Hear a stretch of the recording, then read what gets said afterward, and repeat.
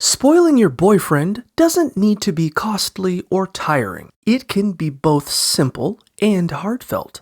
Depending on his love language, there are various thoughtful gestures you can make. For instance, surprise him with concert tickets to see his favorite artist, or gift him flowers to brighten his day. If he's a gamer, consider buying him a new video game or a gift card to his favorite store. Small surprises like sneaking his favorite snack into his work bag or tucking a thoughtful gift into his suitcase when he travels can make him feel cherished. You might also express your affection through a sweet love letter or by highlighting what you appreciate about him. Compliments, social media shoutouts, and even a short, heartfelt poem can go a long way in reminding him how much he means to you.